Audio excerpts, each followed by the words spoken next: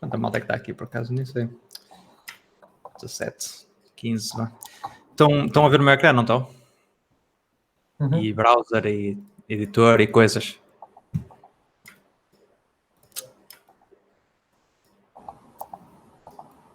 Sim? Não?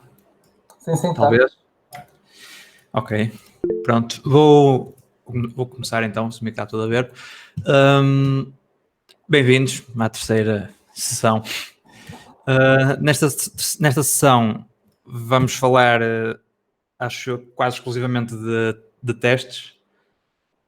Testes tanto da prática como da filosofia, que acho que é uma coisa que a maioria do pessoal não deve estar tão habituado ou familiarizado. Pelo menos eu sei que quando eu vim da universidade era uma coisa que não se falava, só aprendi depois. Alguém aqui estão a ver, está familiarizado mais ou menos, ou costuma escrever testes ou assim? Só para ter uma ideia. Opa, de vez em quando. O que eu te ia pedir é que desse um bocadinho de zoom aí no VS Code. Certo. A Como é que se dá resolução. zoom, como é que se dá zoom no coisa? Control mais. Com Ctrl mais.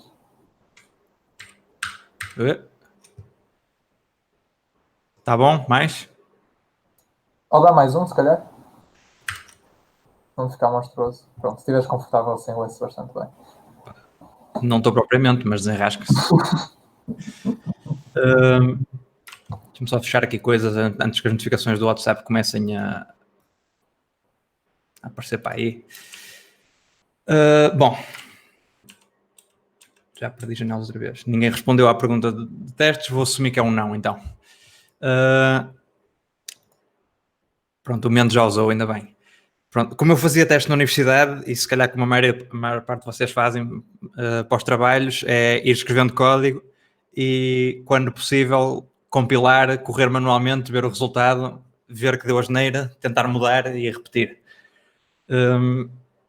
E isto não é uma forma nada escalável de fazer a coisa. O que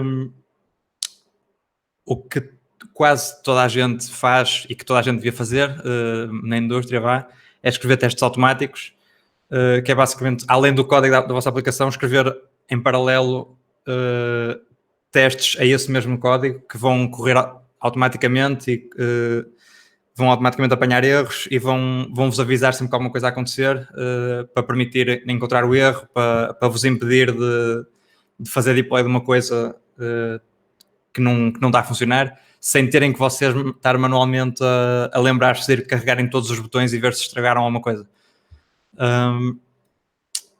Eu vou só começar a fazer aqui um bocado de setup, tanto para fazer o setup aos testes, como também para recapitular um par de coisas da última cena.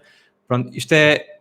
Eu criei uma aplicação com o mesmo nome da anterior, da última sessão, mas isto é basicamente uma app Phoenix vazia. Eu literalmente só fiz isto, e se calhar instalei as dependências ou assim, mas isto é uma aplicação completamente nova. E vou só fazer aqui isto, que foi uma das cenas que falámos no final da última aula, que é, vou gerar o HTML. Isto, na verdade, não é só o HTML, vai gerar também o model, controller e todo o setup necessário para fazer uma página ou páginas para gestão de links. Portanto, quero gerar um model chamado link, com uma tabela na base de dados chamada links e que vai ter um title, um URL e um click count. E é isto. E ele está-me a dizer para correr as migrações. Vou começar por criar a base de dados. Tive meia hora há bocadinho a instalar o Postgres porque estava a dar problemas. Correr as migrações. Afinal, eu já tinha corrido as migrações, ou já existia uma tabela. Deixa-me começar tudo de novo. Migrate. Pronto, e se eu agora... acho que há outro pormenor. Pronto, se eu for ver o código aqui para cima, o PHXGN HTML gerou uma série de coisas, que foi basicamente... Gerou-me aqui um link, o model basicamente, que é um schema do Ecto, como também vimos. Inclui aqui esta função change set, que isto é o que é usado para fazer validações antes de inserir na base de dados e fazer uma série de transformações. Acho que não vamos entrar muito em detalhe aqui. E gerou também na linker web o link controller, que tem a ação de index para listar todos os links, a ação de new para criar um novo, ou para abrir o formulário para criar um novo, a ação de create para efetivamente criar um, show, edit, update, delete. Eu acho que ele só não me gerou as routes, exato.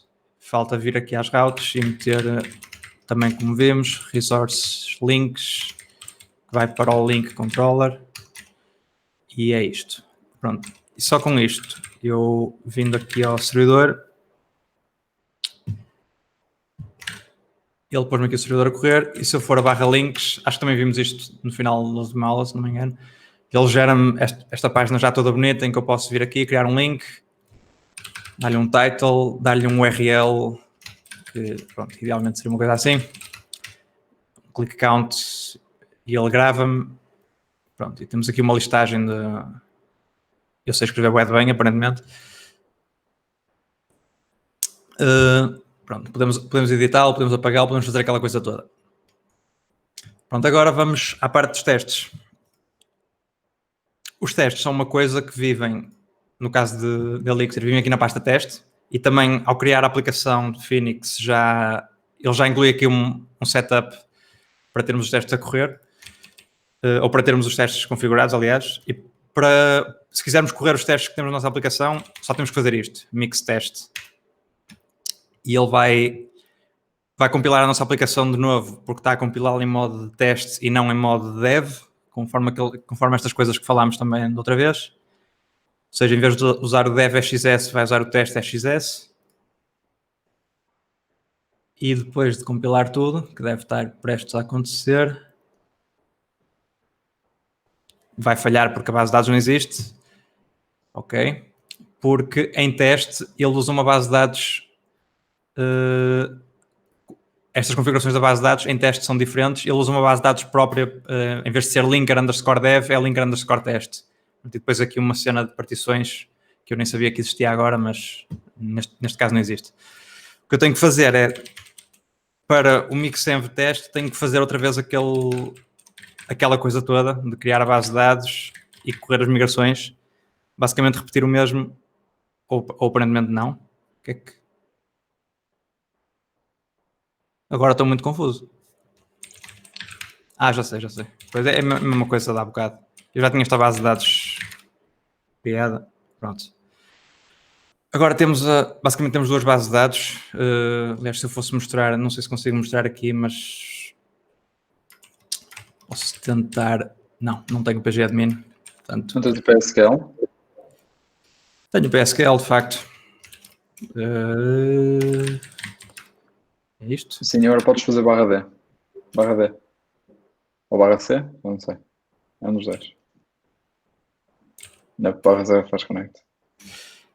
Anyway, temos uma base de dados linkerdev que tem uma tabela links, e temos também uma base de dados linkertests, que é basicamente uma cópia, e neste momento estão as duas vazias, portanto não há grande distinção a fazer, mas tudo o que acontecer em teste, em modo teste, não influencia, são dados completamente à parte, não influenciam dev, nem produção, nem nada.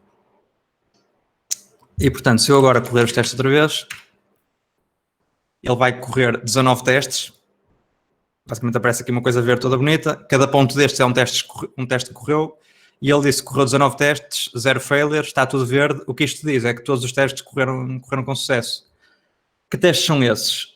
Neste caso, são só testes que aquela geração de HTML que fizemos há bocado também gerou por nós. Que isto gerou uma série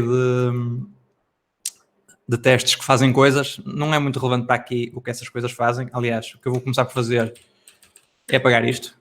Não quero esses testes para aqui. E acho que, não sei se eram todos.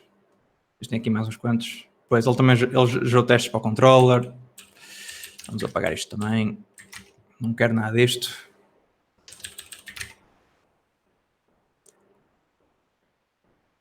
Vou ignorar estes, pronto.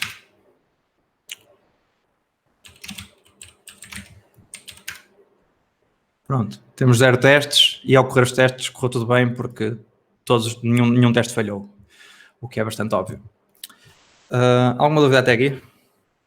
Ainda não chegámos aos testes propriamente ditos, mas nunca se sabe.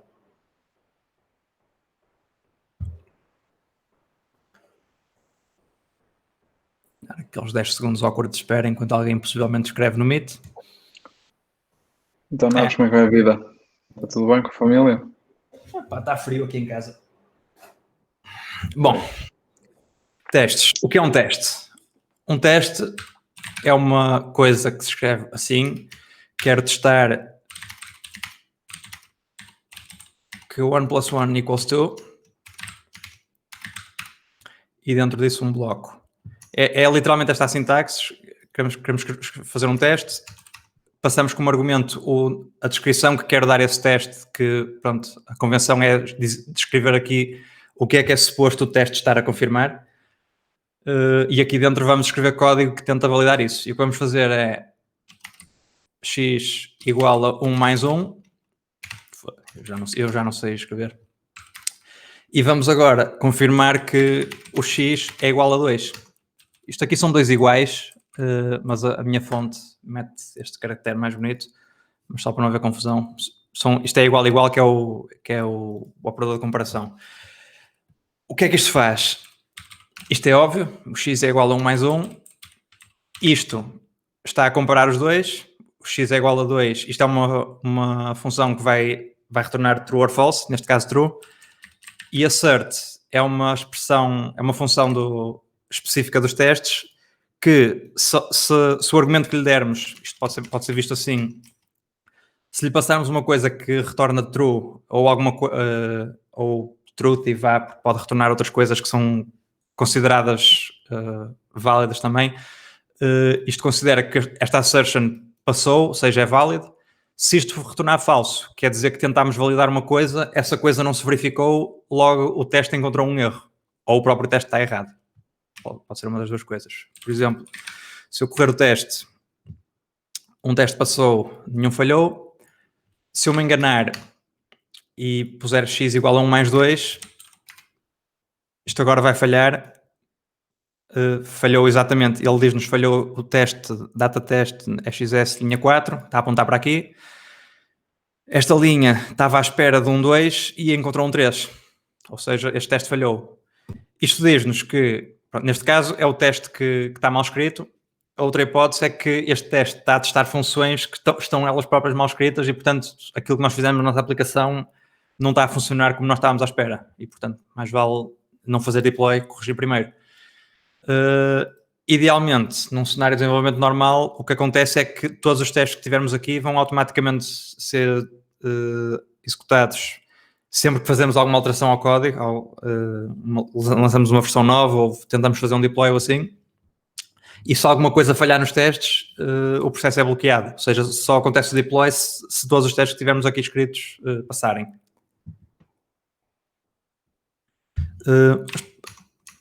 Mas obviamente que esta função em si não está a testar nada, ela está... Isto é uma tautologia, para quem ainda se lembra de lógica. Vamos fazer agora um teste mais interessante, que era, se eu for ao nosso model do link,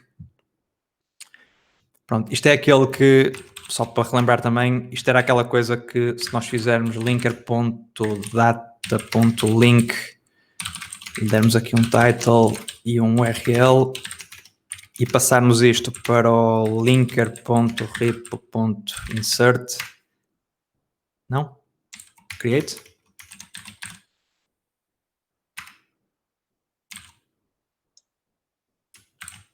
Insert. Insert, não? Change state. Qual é que... Não, ontem fizemos não pode ser abstract, pode ser parâmetros e falta-te... O primeiro argumento não é os argumentos, não é? É tipo... É o schema que queres meter. Sim, mas nós ontem fizemos isto neste formato, não foi? Uma coisa Mas deste género. change set, porque o change set tem lá o schema. Não usámos change set. Então, primeiro argumento. Põe primeiro argumento o módulo, segundo argumento os parâmetros. Ou foi uma coisa deste género.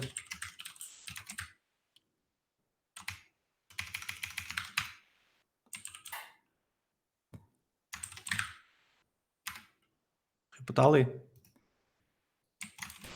É que eu estou. Pois, eu não estava no...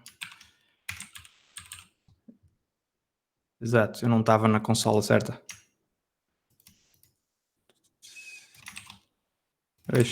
Copy-paste não funciona. Linker.rip.insert linker.data.link title. Pronto, isto funciona. Pronto, isto só para novamente relembrar o que tínhamos feito outra vez. Agora vamos acrescentar aqui umas coisas. Como viram há bocado, eu fiz isto. Inseri um link em que o URL é este. Isto obviamente não é um URL válido. Então vamos tentar validar, por exemplo, que... Vindo aqui aos testes... ao link... Não temos um link teste? É que está... Depois está na função errada. Vamos testar, por exemplo, can't create a link with an invalid URL. Ou melhor, antes disso, vamos só testar can validate a URL. Ou seja, queremos ser capazes de olhar para aqui e automaticamente validar se este URL é válido ou não. Neste caso, obviamente não é. Isto não é um URL. E como podemos fazer isso? É, por exemplo, aqui na função link, podemos criar uma função, por exemplo, isValid, que recebe um objeto daqueles, isto é um linker.data.link, que vai ter aqui dentro um URL. Eu posso também fazer alias disto, linker.data.link, e agora aqui em baixo só tenho que especificar isto. E agora, este URL eu tenho que retornar aqui um true or false nesta função, conforme este URL é válido. Para fazer isso, pronto, eu podia fazer aqui menus expressões regulares e por aí fora, mas em Elixir será uma forma mais fácil, em que eu posso fazer parse automático desse URL com isto, se não me engano. E isto que me vai dar, se eu testar aqui, se eu passar um URL válido, ele vai me dar um objeto URI que tem aqui cada um dos componentes já isolados. E pronto, se eu lhe passar um errado, por exemplo, só isto, ele obviamente não vai preencher a maior parte das coisas, porque a informação não está aqui. Vamos considerar, para efeitos desta aula, que um URL ser válido significa existir o host, existir o scheme e existir o path. Ou seja, se pegarmos num URL mais completo, google.com/cenas, o host é google.com, o path é /cenas e o scheme é HTTP. Se estes três existirem e não forem, ou seja, se não forem nele, o URL é válido. Isso não é completo, porque, por exemplo, se eu vier aqui e fizer, acho que isto também funciona. Ok, não tenho host. Acho que havia uns casos em que ele... Aparentemente não. Ou é isto? Ok, pronto. O path não está incluído. O path não é obrigatório, porque este URL é válido e não tem path. Mas ao mesmo tempo... Port, scheme e host. A porta acho que é irrelevante. Não, ele infere sempre a port, se for o schema HTTP ou HTTPS. Não, onde eu estava a querer chegar é que, por exemplo, isto aqui também vai ser considerado válido, apesar de não ser um URL propriamente dito, mas pronto, para simplificar neste caso, vamos ignorar este caso. Então eu agora tenho aqui este objeto parsed e posso fazer, por exemplo, uma forma fixe de fazer isto pode ser if... aliás, a forma mais fixe de fazer isto é fazer se o parsed.host for nil, então isto não é válido. Portanto, retornamos falso. Se o parsed.scheme for nil, isto também não é um URL válido. Podemos acrescentar a porta, por exemplo. Não sei se há casos aqui em que isso vai acontecer, mas podemos dizer também. Qualquer outra coisa, Pronto, para efeitos disto, vamos dizer que é válido. Porque é que o meu editor está a explodir?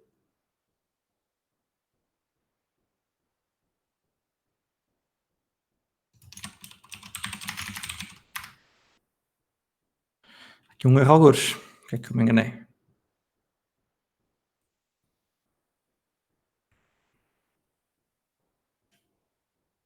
O que se passa aqui, menos, estás a ver? Estou agora a ver o que aconteceu. Não sei, mas o editor está-se a queixar de alguma cena.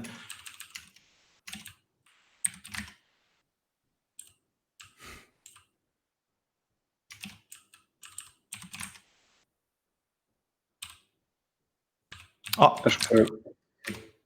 É. pois. Eu já não sei programar em Elixir. Pronto, se algum destes for nil, entramos nestes casos em que retornamos falso. Neste último caso, que é se esta condição for válida, que é o último cenário, pronto, é o cenário em que já passámos por todos os casos errados, então neste caso é true, consideramos o link válido. Agora com isto feito, eu posso ir ao link e posso testar aqui. Vamos criar aqui um objeto link em que o URL é uma coisa válida e vamos fazer link.isValid deste link e estamos à espera que seja true, portanto acerte, e ao mesmo tempo se calhar criar um segundo teste. Pode um segundo teste em que já vamos mudar isto, mas vamos dizer, por exemplo, URLs without scheme invalid, e vamos tirar este pedaço daqui. E neste segundo teste aqui já estamos à espera que isto seja falso, ou seja, fazemos refute, que é o oposto do acerte. Ou seja, estamos à espera que a função retorne true para este caso e retorne falso para este caso. Se corrermos os testes, e se eu não me tiver enganado outra vez...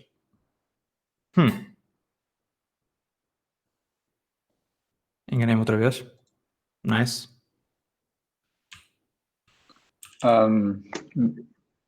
Mostra o data.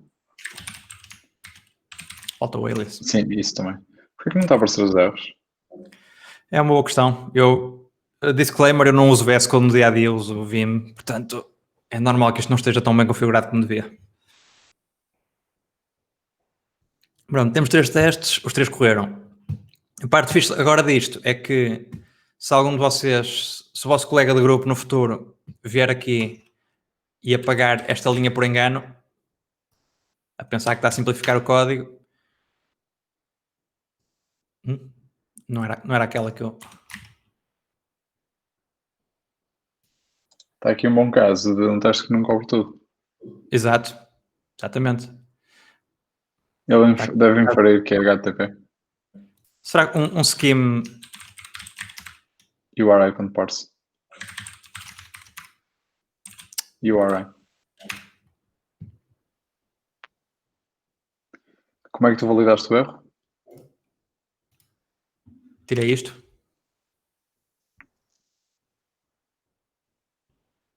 Agora estou confuso. Será que não gravei fecheiro?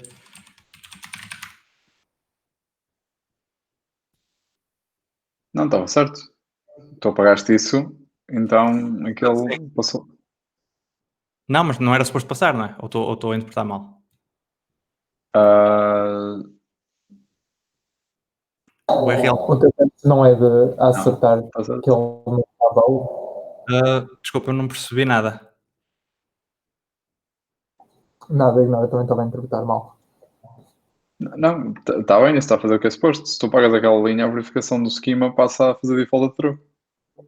Exato, tens aí refute em vez de acerte nesse último. É isso, portanto este teste devia falhar. Não, está vai certo. cair no true. Sim, devia falhar. Ok, tens o refute, ok.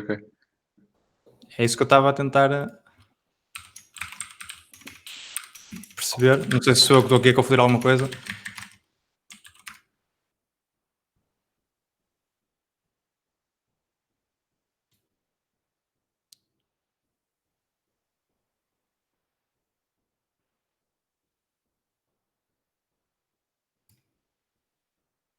Fogo. Eu não sei se estou senil, mas... Como é que estás a correr os testes? Data test, XS, mix, teste, não estás? Queres confirmar se está a passar aqui? Sim. Tá. Mas isso, supostamente, estás a ver que ela era inválido. Ele logo no path host disse que não existia, portanto disse logo que não era válido, e como era refute de uma coisa que deu false, deu true. Está a funcionar direito. Espera. Calhou na porte, provavelmente. Se no esquema não tem porte. Ok. Também não tem porte, certo. Então, ok, para testar a cena tinha que tirar as dois daqui. Certo. E pode ser aquela inspect. Mesmo assim dá, porque ele também não deu host.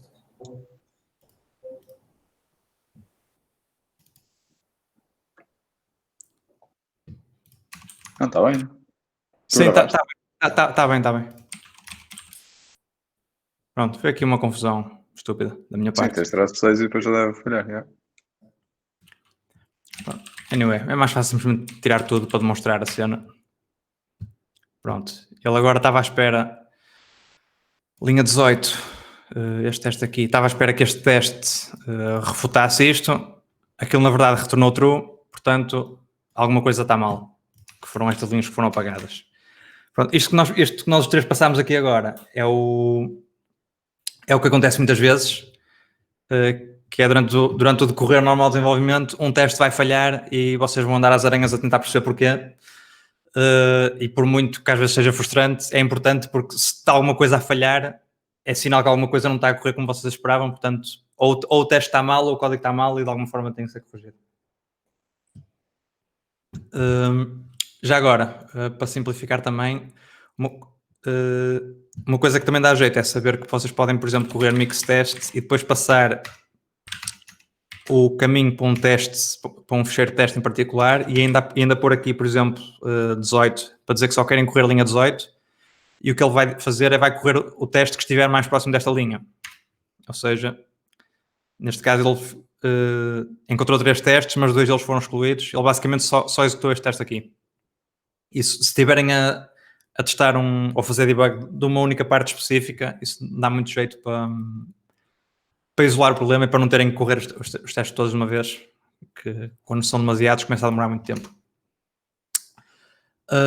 Então, questões até agora? Agora que já mostramos testes semi a sério.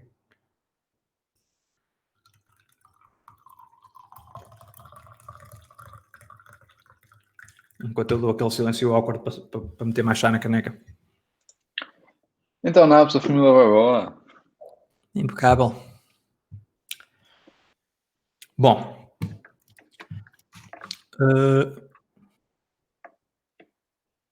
Olha, boa pergunta. O Randomize faz alguma coisa importante. Faz uma coisa importante, sim. Que é... Não sei se consigo arranjar aqui uma forma fácil de demonstrar. Consegues. Mete o IO Inspect de 1, 2 e 3 em cada um dos testes. Eu queria demonstrar side effects mesmo. Eu posso mostrar isso para mostrar o que é que o randomizer está a fazer, mas... Sim, mas já entramos nos side effects. Pronto, o randomizer, cada vez que vocês correm os testes, ele vai gerar uma seed aleatória e quando ele encontrar os testes para correr, neste caso ele encontrou 3 testes, ele não os vai correr necessariamente pela ordem que eles estão declarados. Ele vai, conforme a seed, vai baralhar os testes todos e vai corrê-los numa ordem aleatória. Isto é importante porque para eliminar possíveis efeitos secundários que os vossos testes possam ter. Por exemplo, eu posso até fazer aqui um teste mais complicado. Faz um teste que escreve para um fecheiro e não o remove. E o seguinte... Não é... Eu tenho uma base de dados, não preciso agora inventar testes. Mas vai ter a correr numa transaction entre cada teste. Certo. Escreve um fecheiro. Eu tenho um projeto que tive de lidar exatamente com este problema. E pronto, vamos fazer aqui um teste que abre um fecheiro Open cenas.txt é assim, não é? Provavelmente sim. E é o Kfile. Pronto, vamos abrir um fecheiro. Vamos escrever nesse fecheiro cenas.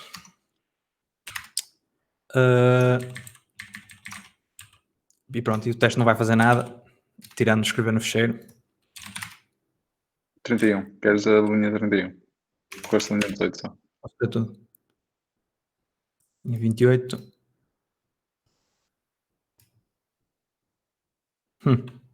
Não é assim que... ele podia mostrar os erros em condições. Não sei o que é que está a passar aí.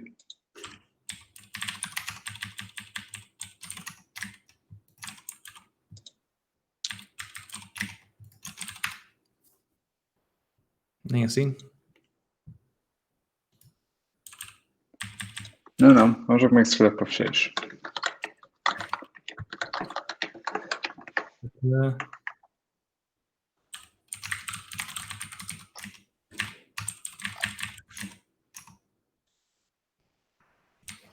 É o file.write que me estou a enganar? Acho que é. Write path content. Posso... um path não é... Não precisas de file open, acho eu. Ok. File.write cenas.txt. Só precisas do file open para streams.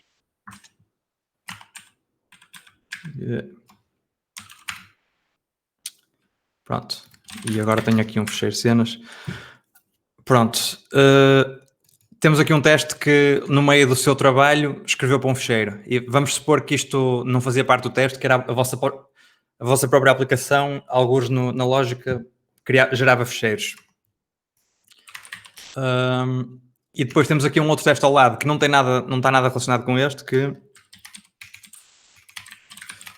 assume que o fecheiro cenas.txt doesn't exist. Porquê? Porque cada teste que vocês criam é suposto assumir que a aplicação está num clean slate, digamos. Ou seja, não é suposto os testes influenciarem-se uns aos outros. Se vocês precisam, por exemplo, que o vosso teste tenha alguma coisa criada na base de dados ao início para testar um determinado caso, por exemplo, vocês têm que inserir isso no próprio teste. E entre cada teste, o Elixir vai até limpar a base de dados, normalmente, para garantir que o que foi gerado, os side effects que foram gerados num teste, não passam para o teste seguinte, porque podem influenciar. Um exemplo disto simples é, vocês querem testar o flow de criar links nesta aplicação, ou seja, por exemplo,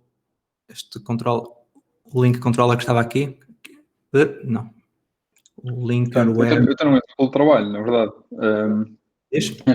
Eu tenho aqui um exemplo de trabalho, mesmo que aconteceu com este caso, que é, este dia estava com uma app que gerava um fecheiro, um CSV, dependendo do input do utilizador. Então havia um input que era bastante específico, tipo, se começasse, era do género, se a primeira linha fosse tipo, uma coisa específica, o output era completamente diferente. Então o que eu fazia era, ao testar, chamava a função com aquela linha específica e depois ia ler o fecheiro que ele escreveu. E ele ler o fecheiro estava a falhar o teste. Porquê? Porque no teste anterior também escrevia para o fecheiro, mas não apagava. Então quando o lia, o teste estava a falhar porque tinha o lixo do fecheiro anterior. Do teste anterior, digo. Pronto. Eu ia dar um exemplo mais simples, que é, se pegarmos aqui nesta função create do controller, esta é a função que é chamada quando é para criar um link através daquele formulário que vimos. Uma forma fácil, às vezes, de testar isto é, se eu chamar esta função com determinados parâmetros e por aí fora, estou à espera que isto crie um link, como é que eu vou validar isso? Vou, se calhar, a forma mais fácil, como posso assumir que a base de dados está vazia, é vou contar o número de registros que existe na tabela links e estou à espera que seja 1, porque ela estava vazia ao início, eu inseri 1, para este teste não me interessa o que é que lá está dentro, só me interessa que foi criado 1, que assim eu sei que esta função fez o que devia. Se não tiveres esta assunção de que a base de dados está vazia, o que pode acontecer é que o teste que correu antes de ti, se calhar também criou um link e agora em vez de teres um, tens dois. Então não tens uma forma determinística de testar a coisa. O que eu ia demonstrar aqui era que se eu agora aqui for ler o fecheiro cenas.txt, que acho que é assim, isto não mostra a documentação, file read, retorna-me, isto supostamente retorna-me ok e o content, ou seja, assumindo que a aplicação está num estado inicial, eu estou à espera que o content, aliás, na verdade eu estou à espera que isto seja um erro até, porque este fecheiro não é suposto existir todo, independentemente do input que lá tem. Então vou fazer assert error coisas. Se eu agora correr os testes, exato, ele falhou aqui porque eu estou à espera que o fecheiro esteja vazio, mas o fecheiro afinal tem lá cenas, literalmente.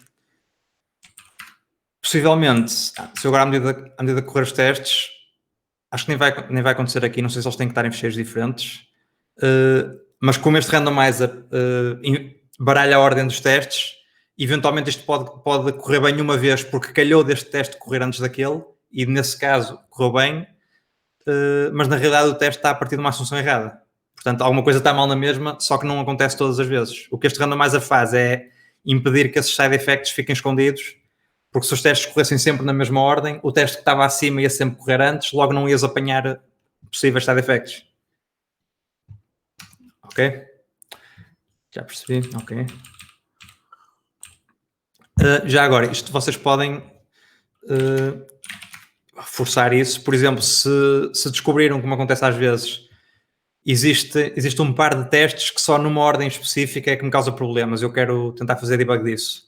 Vocês podem fazer mix test menos seed e forçar a que a seed seja esta para garantir que eles correm na mesma ordem que correram ali.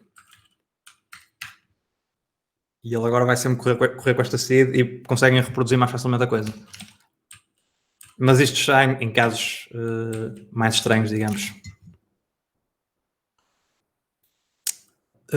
Ok. Só pegar aqui nas minhas notas. O que eu ia demonstrar agora era, por exemplo, pegando aqui neste change set e tendo aqui algumas validações a isto, vamos testar, por exemplo, que eu não devia ser capaz de criar links em que o URL seja inválido. Invalid URLs. Ou seja, se eu criar um link assim, title Google, URL Google, e se eu tentar linker.insert link, se eu tentar fazer isto vai-me dar um resultado, mas não é suposto isto correr bem, porque eu não quero aceitar este URL. Então eu estou à espera que isto seja um erro. Não me interessa muito que erro, interessa-me que é um erro. E aqui já agora uma coisa, eu posso misturar o assert com pattern matching desta forma. Como vimos outra vez, ao fazer isto, estou a assumir que o result é um tuplo que começa por erro. Se eu juntar um assert a isto, o que eu estou a dizer é o teste é válido se isto for de facto um erro. Se isto não for um erro, ou seja, se isto tiver retornado um ok e um valor, quer dizer que o insert inseriu de facto alguma coisa na base de dados, ou seja, aquilo que eu estava à espera de validar não aconteceu. E o que vai acontecer, espero eu, é que se eu correr este teste, ele vai falhar precisamente por causa disso, porque eu estava à espera que ele retornasse um erro, em vez disso ele inseriu de facto um link na base de dados. Porquê? Porque nós fizemos esta função para verificar se o link é válido, mas ela não está de facto a ser usada em lado nenhum. Aliás, ela para ser usada, isto na verdade tem que passar pelos change set, isto na verdade tem que passar por esta função em que eu não queria entrar muito em detalhe agora, mas isto é o que se usa normalmente para inserir, para fazer parse de argumentos para inserir na base de dados. Eu posso fazer link.changeset, não vai ser assim. Eu vou usar esta função, isto seriam os parâmetros, ou seja, se o utilizador enviasse isto através de um formulário, por exemplo, Depois eu vou criar um change set que seria link.changeset, vou-lhe passar um link vazio e os paramos, e depois vou fazer insert desses change sets. E a diferença disto, novamente sem entrar aqui em muitos detalhes, mas podemos falar depois, é que ele vai passar estes parâmetros por esta função primeiro, antes de os inserir, e vai fazer o que tiver aqui configurado, que neste caso validate required, title, URL e click count. Está a validar que estes parâmetros são obrigatórios. E só por si já me vai fazer uma coisa, que é, ele agora retorna um erro, que se eu imprimir, só para vocês verem, a inserção agora deu um erro porque o click count can't be blank, porque agora, como estamos a passar por aqui, uma das coisas que isto diz é que estes 3 campos são obrigatórios, está a validar que eles são required, e nós só lhe estamos a passar o title e o URL, ou seja, ele considera que os parâmetros que nós lhe demos são inválidos. Se eu acrescentar aqui um click count, isto agora já vai funcionar.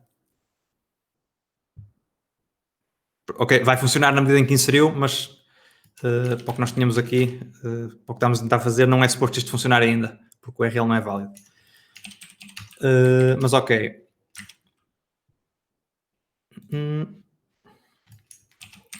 Pronto, então agora o que temos temos um teste que está a testar aquilo que nós queremos, mas o que nós queremos não está de facto a funcionar.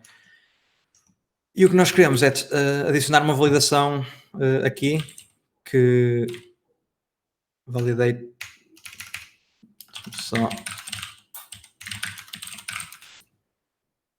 para abrir aqui a minha cábula.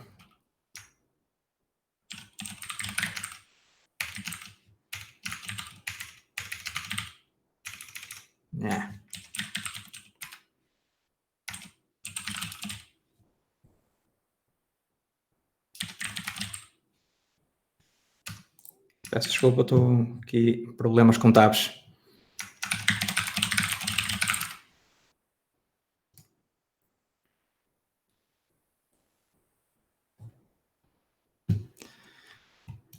Pronto.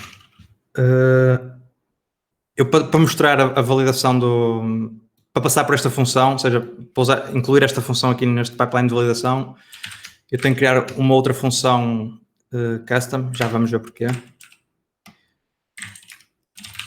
Vou criar aqui um validate URL que recebe o change set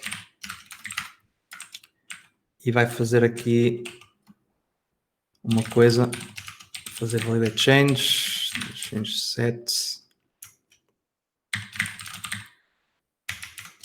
do campo URL, isto vai para uma função que recebe um argumento que não interessa e aqui o URL definido. Pronto. Ele vai pegar no change set, vai passar aqui por umas coisas que depois podemos entrar em mais detalhes se houver dúvidas. Mas temos aqui uma função que, com base no URL, é suposto detectar se ele é válido ou não. Então, if is valid, aliás, isto vai mudar, agora esta função deixa de receber o objeto em si e passa só a receber o link.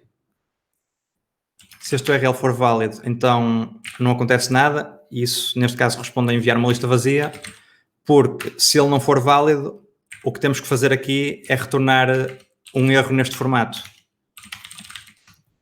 Retornamos basicamente uma lista de erros. Neste caso, só queremos retornar um erro, quer dizer que este URL, o campo URL mesmo, é inválido. Eu sei que provavelmente deve haver aqui um bocado de confusão, porque isto é uma API do Hector que também tem as suas manhosices por trás, mas vamos só fazer skip essa parte para já. E espero eu corrigir isto.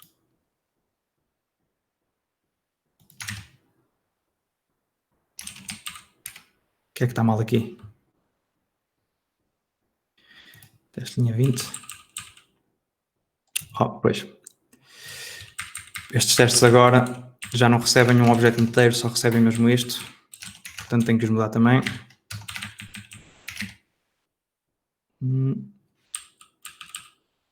Okay. Pronto. Isto agora resultou. E aliás, se eu agora imprimir o resultado, ele falhou precisamente porque o URL que nós lhe demos é inválido. Se eu agora passar aqui um URL correto,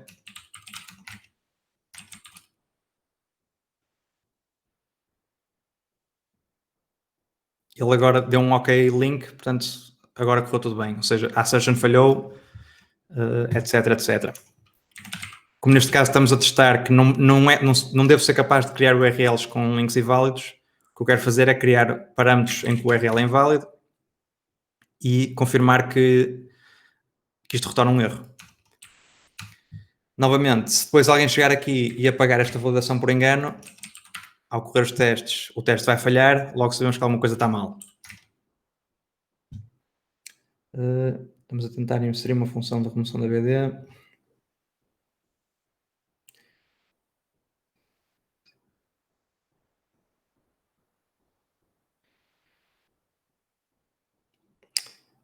Ok. Dependências entre testes, basicamente. Pronto, o que o João está a perguntar é... Se eu tiver aqui Se eu tiver 2 testes a testar que consigo criar links e que consigo apagar links, este segundo teste, antes de tentar apagar um link, vai ter que criar um link para testar a coisa. Depois vai ter que tentar apagá-lo. E depois vai ter que verificar que ele foi apagado. Basicamente é este o processo. O que o João está a perguntar é que se pela ordem dos testes, se for a inserção que está mal feita, este teste é que vai falhar se ele correr primeiro. É isso que estás a perguntar? Ok. Pronto, isso é mais ou menos um problema, de facto, na medida em que o que pode acontecer de tu olhares para os testes e ver, ok, o que está a falhar é a feature de apagar links e ser um bocado confuso de perceber qual é o erro, porque na verdade o erro está noutro sítio. Há algumas formas de impedir isso, porque existem bibliotecas específicas para tu criares objetos de teste na base de dados. Por exemplo, tu provavelmente não ias fazer isto, passar por este processo no teste, ias usar uma biblioteca que tem já mecanismos próprios para tu dizeres que quero criar um link de teste, não me interessa quais são os parâmetros, garanto só que existe um link na base de dados. Pronto, essa biblioteca já agora, se eu conseguir mostrar aqui, chama-se, no caso Elixir, chama-se Ex Machina. Não. O meu instinto de carregar sempre no primeiro link do Google. Não é o filme, que é muito bom também, mas...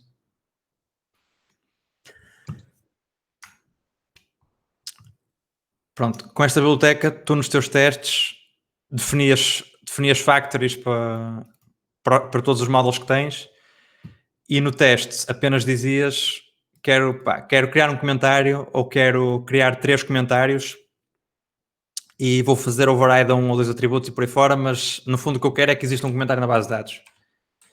E não, ou seja, não passas necessariamente pela mesma lógica de criação que a tua aplicação tem. Isso já te evita um bocado alguns tipos desses problemas. Esses problemas podem acontecer na mesma noutras coisas mais complicadas. Por exemplo, um caso que me acontece muitas vezes é testar o logout, por exemplo, porque dependendo da forma como tens a autenticação feita na aplicação, para testar o logout tens primeiro que fazer login para depois conseguir fazer logout. E se estragares o login, o teste de logout também vai funcionar. Aí às vezes há formas de complicar a coisa e tornar isso mais claro, ou dá simplesmente para aceitar que a vida não é perfeita e que esse teste não vai ficar assim tão claro como podia. Deixa-me só acrescentar que também é muito uma questão de filosofia, que é, se tu vais testar uma coisa, se vais fazer um teste, tenta que o código que tu escreves seja só o que está a ser testado. Ou seja, por exemplo, neste caso, em vez de usares a tua função para criar links, ou usarias aquela biblioteca que o Naps falou, Ex Machina, ou usaria as funções do Ecto para introduzir diretamente na base de dados. Porque esse código é do Ecto. Então, se falhar, tu sabes que é ali que falhou. Não estás a testar o código do Ecto, estás a testar o teu código. Então, é tentar sempre manter que o teu código, a porção de código teu que está no teste é aquela que está a ser testada. A segunda coisa é perguntar-te se tens de meter código teu, será que é um problema? Será que se a inserção, num caso tão simples como a inserção, o teste da inserção não iria falhar? E por causa disso, tipo, o teste da remoção também falharia, mas tu ias notar, tipo, na lista de testes, falhou, ok, a inserção falhou. Provavelmente o problema também pode estar aqui. Provavelmente este caso até funcionaria um bocado ao contrário, que é mais parecido ao caso do logout do Naps, que é, tu crias um link para testar, tentas apagar, vais ver se ele já foi apagado e ele não está lá. Tu, fixe, olha, passou o teste, mas na verdade não está a funcionar, porque essa inserção estava mal, ele nunca chegou a ser introduzido. Há assim essas nuances. Acho que a melhor solução é mesmo aceitar como não é perfeito e que os teus testes vão ter sempre problemas, é tentar escolhê-los o melhor que sabes e eventualmente os bugs vão aparecer. É lidar com eles quando aparecerem. Sim, acho que a filosofia que devias ter é simplesmente que se eu ou alguém mudar código de forma errada no meu programa, os testes têm que falhar. Não é assim tão importante qual teste específico é que vai falhar para qual alteração, mas desde que alguma coisa falhe, ok, tu sabes que alguma coisa está mal, deixa-me investigar melhor. E pode não ser exatamente aquele teste específico que está a apontar, pode estar a apontar para um sítio diferente e o problema estar noutro fecheiro assim, mas ao menos tens a garantia que falhou alguma coisa. Portanto, desde que cubras os casos todos ou de forma sensata, sem exagerar nos teus testes, ao menos tens essa garantia e já é good enough, digamos. Só para acrescentar aqui que overtesting é um problema muito grave. Eu estou a escrever, um dos blog posts está na minha lista para escrever, é que há malta que se delicia em ter 20 mil testes para um só módulo e isso torna o código unmaintainable pelo oposto, que é, queres fazer uma mudança pequena, uma coisa que te demoraria 5 minutos pode rapidamente transformar-se numa hora ou mais porque tens demasiados testes e demasiadas dependências no teu código. Eu recentemente tive a lidar com uma codebase desse género, que havia partes do código que não estavam testadas, partes críticas, partes que não importavam para nada. Estavam demasiado testadas e coisas como só corrigir um typo faziam falhar para aí 5 ou 6 testes. Que é algo completamente unmaintainable e impossível de lidar no mundo real. Portanto, testes em demasia é um problema, undertesting também não é um problema. Há ali um sweet spot que é algo muito subjetivo. É o ponto em que vocês se sentem confortáveis com o código que escreveram. Isso depende de cada um. Para dar um exemplo disso que mesmo está a falar, por exemplo, esta função que fizemos aqui para validar um URL, eu fiz apenas 2 testes. Eu fiz um teste que dei-lhe um URL válido e estou à espera que isto seja válido. Dei-lhe uma coisa que não é um URL, que é um URL inválido e estou à espera que seja inválido. Eu podia chegar aqui e dizer, ok, e FTP, isto é válido? Se calhar devia fazer um teste para isto. E SSH e links do Facebook também são válidos? Ou links que em vez de ser .com são .io? Podemos entrar aqui e pensar em 1001 edge cases diferentes que se calhar convinha testar,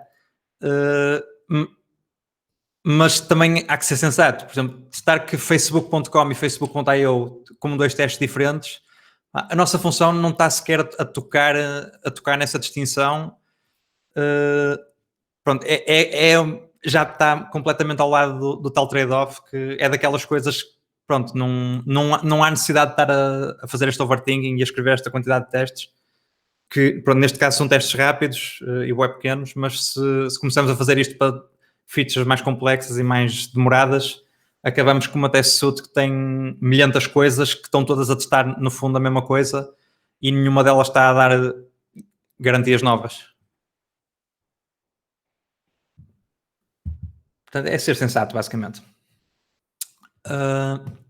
Agora, passando para coisas mais interessantes, isto aqui são o que se chama unit tests, que são testes em que eu estou basicamente a testar uma função ou um pedaço muito específico do código, que se resumem literalmente a, pronto, vou criar aqui umas variáveis de setup, vou chamar uma função e vou testar um resultado. É basicamente este o plano quase para todos os testes. É criar coisas, chamar a função que eu quero testar e verificar o resultado. Agora, vamos pegar... Se eu pegar aqui no... Só para mostrar outra vez o servidor, se ele ainda funcionar. Ainda funciona. E, aliás, já agora, nós pusemos aqui a validação do URL. Isto deve funcionar aqui também. Porque este flow passa por aqueles 107 também. Se eu adicionar aqui um título e aqui um URL inválido, isto deve falhar. Exato. E com a magia do Phoenix até já aparece aqui o erro que eu escrevi e tudo. Porque este URL é inválido. E se eu escrever aqui uma coisa válida, ele já aceita. Pronto. Impecável. A internet é espetacular. Era fixe agora. Era eu testar não esta função de change set e o repo insert, mas testar o controller. Que não é este cheiro. Que é este cheiro. Ou seja, o controller, e neste caso não foi um controller que eu escrevi, é código que aquele generator escreveu por mim. Ele, assim muito resumidamente, ele está a pegar nos parâmetros que foram passados pelo form, está a fazer um data.createLink, que é uma função que está lá no outro módulo, mas que vai fazer o mesmo processo que vimos, vai pegar no change set, vai tentar inserir na base de dados. Se o resultado for um ok, então vai pôr uma flash message, que são aquelas notificações que aparecem no topo do site a dizer que foi criado, vai-nos redirecionar para outra página. Se for um erro, então vai fazer render na mesma do new HTML, que é um tal formulário, e vai passar o change set para ele poder pegar no change set e pegar nas mensagens de erro que lá estão, nos valores e por aí fora. Era fixe testar isto. E isso leva-nos a controller tests, que pronto, vou pegar aqui no link controller test, que já tinha sido criado e já tinha alguns testes, mas que eu apaguei. E vamos testar. Pronto, pegando outra vez nas routes. Ups. Nós temos estas routes todas para os links. E o que eu quero fazer é, em vez de chamar um método, quero chamar este endpoint. Quero testar que se eu fizer um pedido deste endpoint com determinados parâmetros, é criado um link, ou o endpoint retorna um status de sucesso, por exemplo. Se eu enviar parâmetros inválidos, por exemplo, um URL inválido, como vemos, então ele vai falhar com uma mensagem de erro qualquer. Então podemos fazer exatamente isso. Posso testar can create a valid link. E agora, os testes de controllers, especificamente, que usam este linker webcon case, que é um helper do Phoenix, que inclui uma série de coisas. Uma coisa que inclui é aqui um parâmetro secundário, que inclui uma connection. Esta connection é um objeto que nos permite simular pedidos ou fazer pedidos dentro do nosso teste à aplicação. Imaginem que está um servidor a correr, não é este localhost 4000, há de ser... Ele nem sequer corre numa porta diretamente, mas podemos imaginar que corre. Eu posso, através desta connection, fazer qualquer um destes pedidos, simular esse flow todo. E isso. E agora vou pedir ao menos para validar se eu não me estou a enganar, não. Esquecer da sintaxe. Mas isso é um con pipe post, porque é um post request que eu quero fazer. Como é que é agora? Menos é o URL. Routes.linkpath e passas pela con e create. Uhum. Isto aqui é o... Pronto, linkpath é tirado daqui, é o nome da helper function que me dá acesso a estes links. E se eu lhe passar a connection e a ação em concreto que quero fazer, que neste caso create, isto é basicamente a forma do Phoenix me gerar este URL, e neste caso estou a fazer um método post para esse URL. Portanto, é isso que está a acontecer. Antes disso tudo, vou criar aqui uns parâmetros e vou dizer que quero que os meus parâmetros sejam um título, um URL, vou pôr válido, e um click count 1. Portanto, se eu fizer um post para este request e com estes parâmetros, isto vai me dar um resultado. E vamos para já imprimir este resultado só para ver o que é que sai dali. Imprime também o routes.link path só para o pessoal ver. Certo. Imprimir este pedaço. E talvez seja uma boa altura para mostrar o label. Mostrar o quê? A label do IO Inspect. Não sei o que é isso. Ok, então, olha, vou mudar a tua vida agora, que é, vai ao IO Inspect, ele recebe um segundo argumento opcional, pode ser o label, label 2 pontos e o texto, se quiseres. Yeah.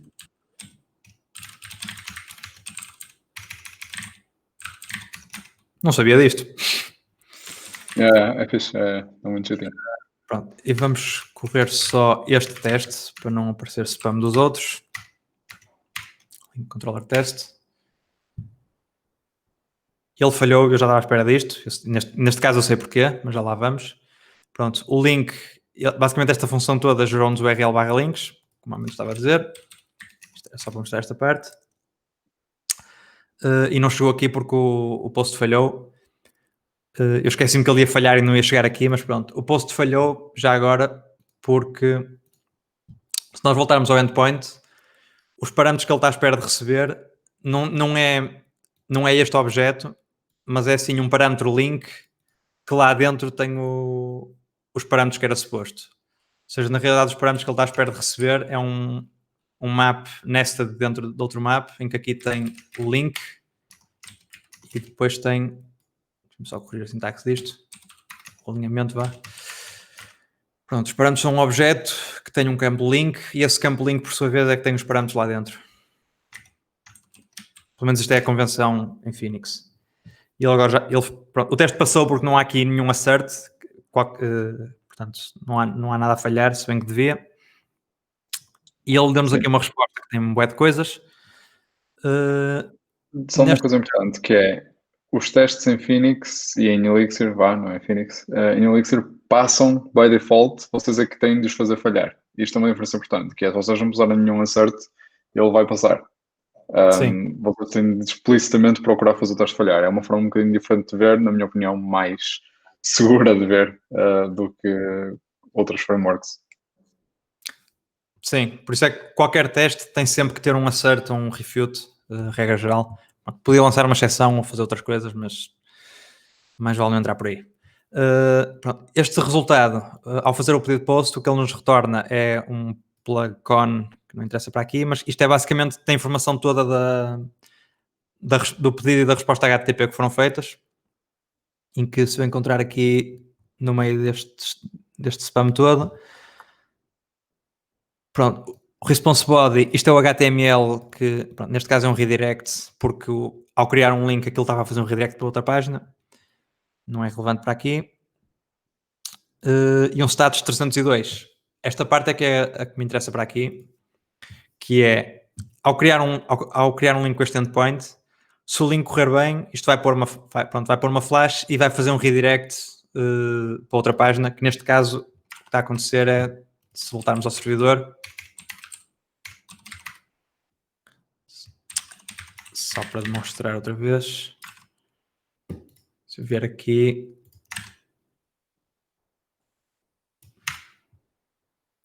ao criar um link, se eu puser as coisas todas válidas, ele vai criar o link e vai-me redirecionar para a página do próprio link que eu acabei de criar. Ou seja, no caso de sucesso, ele está a fazer um redirect. No caso de erro, está a fazer render do HTML. O que eu quero testar... Há duas formas de testar isto, na verdade. Eu quero testar que ele criou um link válido. Eu podia testar, como falámos há bocado, podia fazer uma query à base de dados e confirmar que existe lá um link gravado, mas isso não é propriamente boa prática, porque, ou melhor, pode ser uma prática aceitável em alguns casos, mas como estamos num teste do controller, o que eu quero testar é a camada do controller, não a camada da base de dados e por aí fora. E, portanto, apesar disso funcionar e no fundo faz o efeito esperado, que é estou a validar que um link foi criado, a forma mais correta seria validar isso através da camada do controller, e o que podemos fazer é saber, ok, se um link foi criado, eu sei que ele entrou neste ramo aqui. se ele entrou neste ramo aqui, o que acontece é um redirect. Um redirect em HTTP é dado por um status code 302 ou 303. Ou seja, eu sei que se a resposta inclui um status 302, o teste passou. Então posso fazer assert result.status igual a 302 e o teste passa. E igualmente, se eu fizer cannot create an invalid link e passar aqui a mesma cena da bocado, isto agora em vez de um 302, na verdade este teste vai falhar. Ele está a dar um 200. Isto na verdade não devia ser um 200 a resposta, devia ser um 422, se não me engano. A forma mais correta de fazer deste controller estar feito seria, no caso de erro, vamos pôr um status unprocessable entity. Isto não é muito relevante para agora, mas só para não me fazer comichão. Este seria o status correto. E o teste e o pedido agora retornava um 422 e era isso que nós retornávamos. Pronto. E agora temos a mesma coisa, um bocado um paralelo do que tínhamos no model. Estamos a testar que conseguimos criar links válidos e que não conseguimos criar links inválidos, mas o que estamos a testar é a resposta HTTP e não estamos diretamente a ir à base de dados e por aí fora. Também podemos ainda ir mais longe e já agora, além desta sintaxe, também podemos fazer, se não me engano é assim,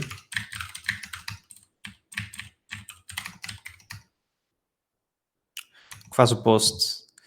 Este post vai simular um pedido com método post ao servidor. Ou seja, como vimos aqui, destas routes todas que nós temos, o que nós queremos testar é esta aqui, que é o endpoint que usamos para criar um link. Para criar um link, o método que usamos é o post. É fazer um pedido de post para /links. Então usamos a função post, que vai fazer isso, e passamos como argumento esse link. Se eu fizesse um get, ia estar a fazer um get para /posts, ia estar a ir para aqui. Então, e isto o que vai fazer, não vai criar um link, vai retornar-me a página HTML que tem a listagem de todos os links. Ou seja, é a combinação do método e do URL que nos diz para onde é que estamos a ir. E, pronto, e simplesmente o Phoenix, para nos ajudar, inclui aqui as funções correspondentes a cada método, só para ser mais visível. Ok? Nice. Eu estava a dizer, se não me engano okay. Se eu fizer isto, existe este helper também, HTML response results e um número, e o que isto vai fazer é ao mesmo tempo vai verificar que o status é aquele e vai-me retornar o HTML correspondente com resposta. Isto é só uma forma, é só um bocado de conveniência, porque às vezes dá jeito de fazer uma coisa deste género.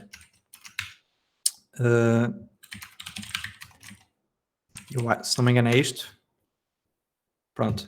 Isto é só uma forma resumida de testar duas coisas ao mesmo tempo, que é, eu estou à espera que o resultado seja uma resposta HTML e tenha o status 422, e no HTML que vem como resposta, eu estou à espera de encontrar a string is invalid, que vai estar lá alguns porque é o erro que foi retornado. É aquele erro que aparecia no formulário, ou seja, o erro que nós escrevemos vai aparecer no output, logo eu estou à espera de validar aqui isto. Então aqui com uma só linha consigo testar logo as duas coisas.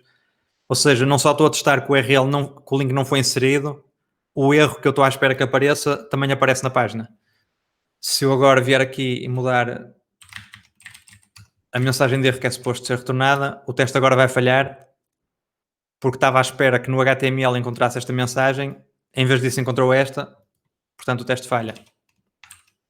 Só uma forma conveniente de testar um bocado duas cenas ao mesmo tempo. Mais alguma dúvida até aqui?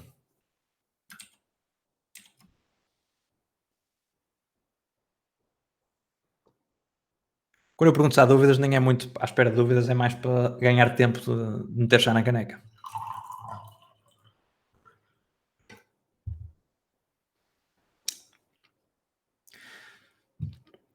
Mendes, queres falar um bocadinho de integration tests? Provavelmente não mostrar, porque acho que o setup é um bocado confuso, mas... Assim, se fores aí à página do Wallaby, não tem ifs aquilo? Diz? Não percebi a pergunta. Não reparei que tinha feito mute outra vez. Se isso não tem ifs ou nada de género. Isto? Ok. Não, pensei que... Pronto, não interessa. O que acontece? Nós aqui estamos a testar duas camadas.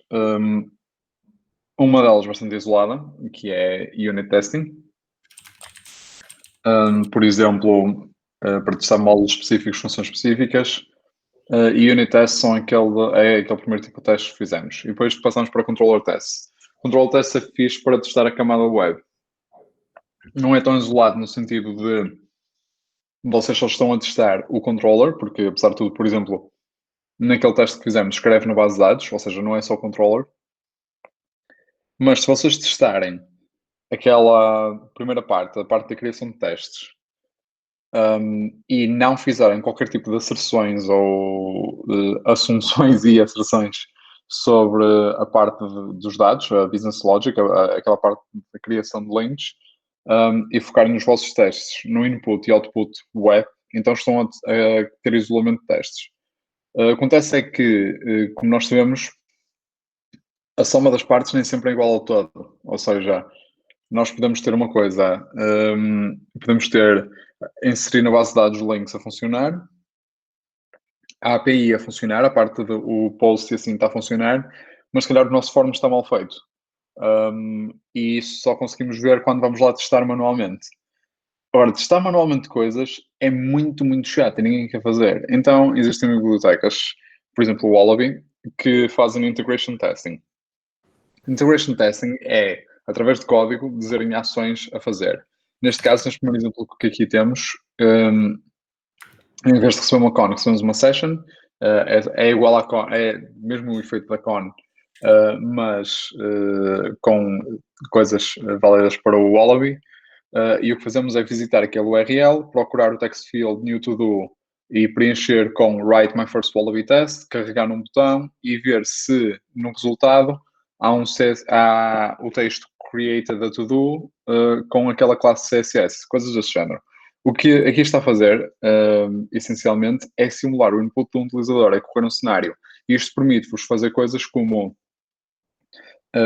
testar as várias componentes do sistema a interagir entre elas, que foi uma coisa que não fizemos até agora, testamos só controllers e testamos só a business logic, e permite garantir que, pelo menos a nível de UI, é minimamente funcional. Nós não vamos entrar nesta parte prática, porque o setup é um bocadinho aborrecido, mas geralmente, no processo de desenvolvimento, é das últimas coisas a serem feitas, da minha experiência, e são feitas quando o projeto, por norma, é bem planeado. Isto estou a falar não por regra, mas por experiência. Se é um projeto bem planeado, bem delineado, em que tem job stories ou user stories bem feitas, que são coisas completamente à parte, por norma, fazer integration tests e vocês forem programadores têm noção do que são integration tests, também é importante. Há muita malta que não sabe o que é. Por norma, se tenham o projeto assim bem delineado, é fixe acrescentar, dá muita confiança de que estão a cumprir a sprint em condições, a fazer tudo em condições, dá muita confiança nos testes. Problema, tem uma carga mais elevada no sistema. Essencialmente, vocês para correr isto estão a lançar um novo browser, bué de vezes, é bastante mais pesado. Portanto, é mesmo aquele tipo de casos que faz para meia dúzia de cenários, muitas vezes até só se faz para o IP path, mas não necessariamente, para o path em que corre tudo bem, em que não há erros, em que o input é todo impecável. E faz-se para garantir que todas as componentes do sistema interagem de forma esperada. Talvez se me lembrava assim de algum projeto que eu tivesse participado em que os testes revelaram que as coisas não funcionavam, mas assim de forma recente não há assim nenhuma história engraçada ou grave que me vem na cabeça. Não sei se queres acrescentar alguma coisa, Naps. Queria acrescentar, sim, que conselho de amigo, se vocês quiserem tirar boa nota a cadeiras tipo base de dados e assim, cadeiras em que tinham a oportunidade de fazer um projeto com Rails ou com Phoenix ou alguma cena que possa envolver integration tests. Uma das coisas fixas que estas coisas fazem é que têm um modo que literalmente põe um browser a correr à vossa frente e a clicar em botões automaticamente. Vocês literalmente começam a correr os testes, abre um browser, o browser começa a navegar muito rapidamente entre as coisas, a preencher as textboxes automaticamente e a fazer isso tudo. Isso posso-vos garantir que se é daquelas coisas que certos professores na UEM, se virem isso a acontecer numa apresentação, vão ficar impressionados, se calhar. Aconteceram coisas parecidas comigo. Portanto, se quiserem tirar boa nota, é mostrar esse tipo de coisas flashy ao professor, e esta é uma delas. Provavelmente não era o que o Mendes estava à espera que eu acrescentasse esta conversa, mas... Não. Practicality acima de tudo, não é? É 100% verdade. Eu, quando fiz integration test, sou um certo professor de engenharia de aplicações, ficou tipo, uau, o que é isto? Como é que fizeste isso? O pessoal que quer saber destes workshops é como passar a cadeiras, não é? Bom, eu tenho aqui mais 2 temas. Entanto, se houver dúvidas, podem ir escrevendo. Isto foi tudo o que falámos de teste até agora. Isto foi tudo muito superficial. Obviamente que há muitos pormenores que não dá para passar por aqui. Mas só para vos dar uma ideia de como é que... do que é que são testes, porque, tanto quanto percebi, muitas pessoas aqui não devem ter essa experiência sequer. Agora é só falar de 2 coisas um bocado mais high level. A primeira é mostrar-vos o que é um CI, que, como eu falei ao início, estes testes é suposto correrem automaticamente, estarem a correr em background e avisarem-vos sempre que alguma coisa corre mal. Isso também implica que vocês terem que vir aqui e fazer mix tests e ver, ok, passou tudo, está tudo bem. Também não é muito prático, porque eu posso simplesmente esquecer-me de fazer isto. E é tempo que perco. Era fixe ter este feedback automaticamente. E o que acontece é que dá para ter exatamente isso. Eu vou mostrar isso não com este projeto, mas com um outro que nós temos que tem testes e está a funcionar e há coisas a acontecer. Pronto, isto é um projeto em Elixir também. Se eu correr aqui mix tests, ele, espero eu, que não me vá deixar ficar mal, até porque fui eu que fiz isto, portanto gostava que não. Não há base de dados, ok, essa eu aceito. Vai ao dictator, está a funcionar. Isso só tem unit test. Pronto, deixou-me ficar mal, tive que ir para o projeto que foi o Mendes que fez.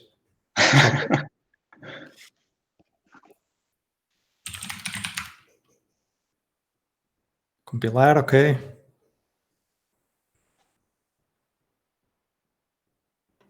Os projetos que o Mendes faz demoram muito tempo a compilar. Porque tu nunca os corres. E portanto tem de ser compilados reis.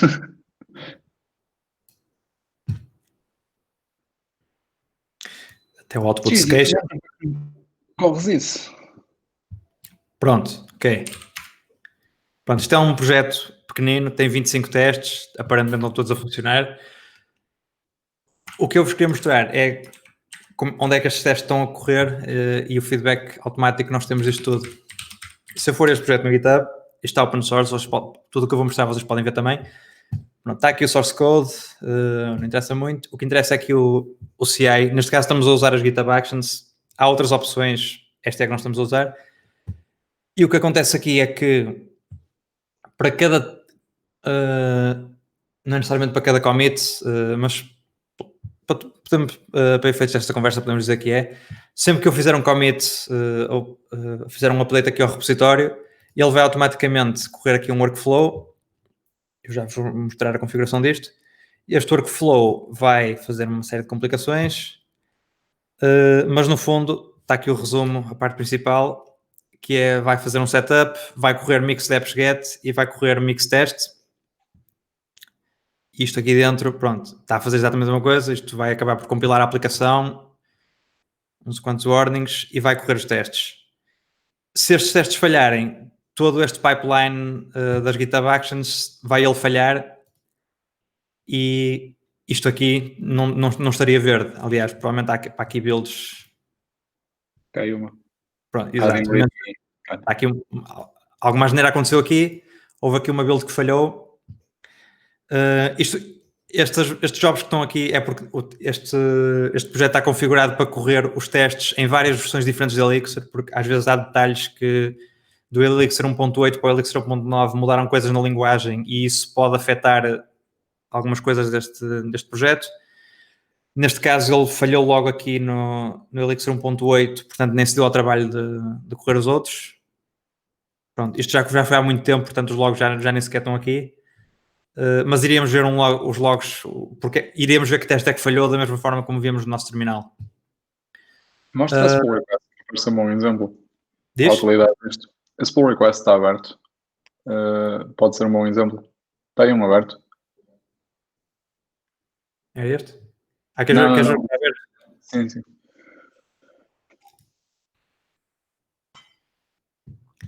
Pronto, isto é um projeto open source, é uma biblioteca pequenina.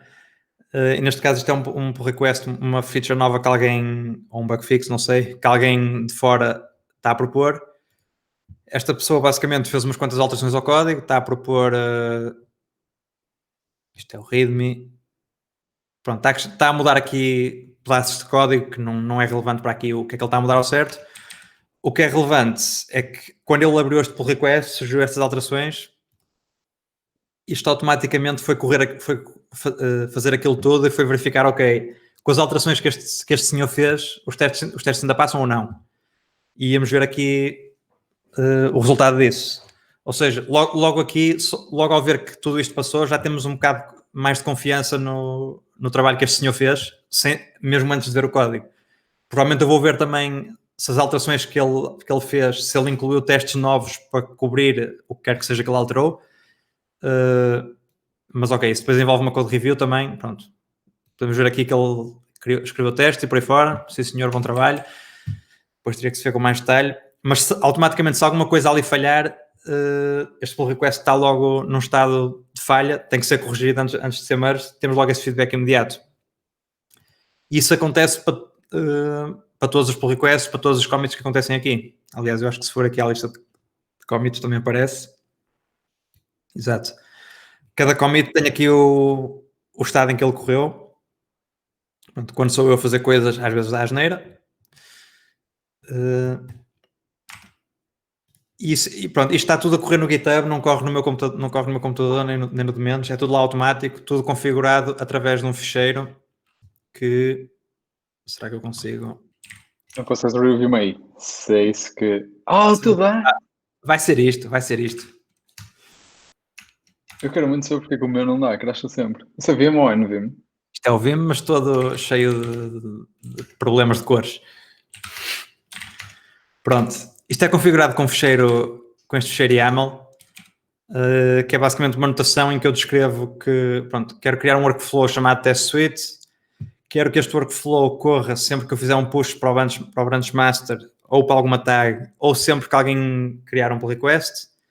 E este workflow que vai fazer vai correr para estas versões de Elixir todas e vai fazer checkout do código e fazer mixed apt-get e mixed test. É só isto.